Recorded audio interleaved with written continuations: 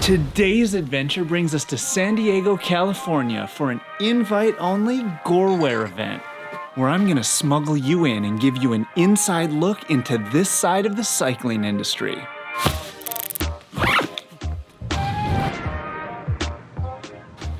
We made it, and what's this? Ooh. Okay, what's the deal? Why am I even here? Because brands like Gore will host these media events, and they'll pick a select number of media outlets and invite them to a remote location, like the Best Western on Shelter Island in San Diego, where the brand will focus on a specific product, like this long distance kit that Gore's coming out with. I hope this isn't under embargo. Embargo is an industry term, which means that you can't talk about a specific product until a certain release date. Look at that tread pattern. They set you up with a kit, tell you about it, and then let you go on a bike ride to try it out. Wow. I mean, in my opinion, it's kind of a good way to use a marketing budget. Get a bunch of people together, have a good time, try out the product. It's win-win. And whoever considers EBD a media outlet, good on you. I hope your wires stay crossed. Kit is legit though. And also, I'm not sponsored by Gore. I am just a fanatic. I'm basically a Gore fanboy. The movies and the apparel. Maybe I'll get murdered in this. Okay, so tomorrow we're gonna go on a road ride, and they gave us a bunch of snacks for the ride, and I'm super curious to try this. It's called Tailwind Endurance Fuel. It's food that you put in your water bottle. So I figure I'm gonna try it out and report to you to see how well it does as ride food. Have you ever tried this stuff? Love it, hate it? Let us know. What if I try the recovery mix on the ride? Ooh. Amy, why is sizing all over the place for kids? Because brands are all over the place. And also brands are all over the world. Keep in mind, we're using stretch materials, which makes things a world more difficult because every material has a different tolerance.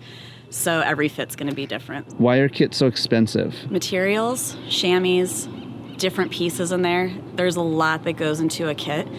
When you compare to like a running short or something that's pretty basic, pads can range from like $1 a piece to like $15 a piece. So you really have a full gamut, and the price point of a bib really does equal a lot of times the quality that you're gonna get.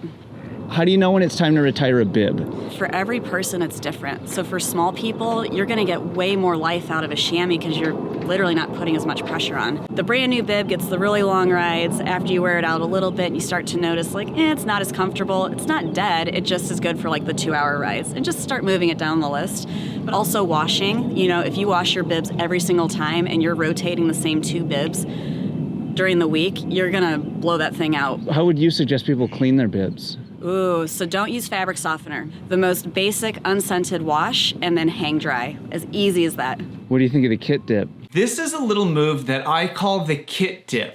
Very simple. After a ride, go straight into the shower with your bibs, base layer, and jersey on. I like to use Dr. Bronner's. It's good on the body, it's good on the environment, it's good on the clothes. After you've dried off, roll your kit up in the towel to soak up the excess water, and you're ready to go. That kit is now clean in the gentlest way possible. I've done this for years, and I was just reinforced by Amy Evans at Gore that this is a proper way to preserve the life of your kit. Just straight in the shower? Oh, sure. Always. Always. Felt so validating. Hey, what do you think of this? It's their new long distance kit. It's made for endurance activities that we love to do. And boy, is it green. What about the fact that it's a whole brand new kit, but I got this busted ass old hat that I made? Just to try and balance it out a little bit. All right, let's try this. Sniff test. It smells like dehydrated yogurt, fruity pebbles, with a touch of inspiration. This is a self-sacrifice just for you.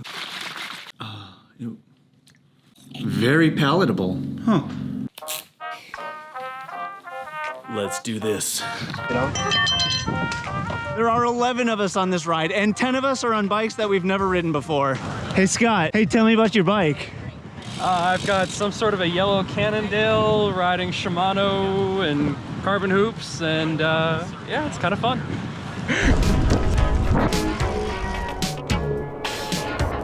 This is the first time I've seen a bike path on a highway. True story. Today, prerequisite highway miles are actually not that bad.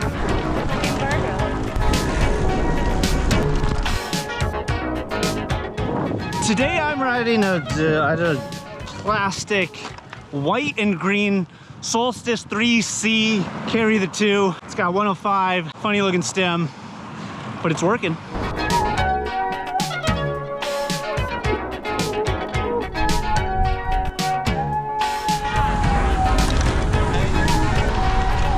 I'll take 28, that's pretty good. The Soylent Green, the food juice, I think I could be convinced.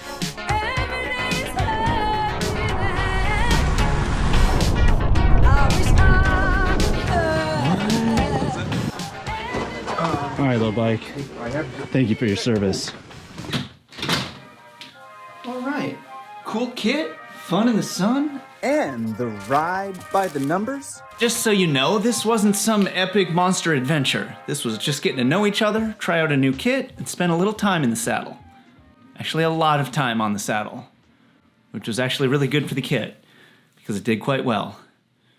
Interesting. Because it was 3 hours, 20 minutes, accumulative time, 30.2 miles, and 1,763 feet of elevation. It's kind of cool. I just brought my watch for this trip. No bike computer. I did it all from this. You hear that bird? It sounds like a bicycle a college kid rides.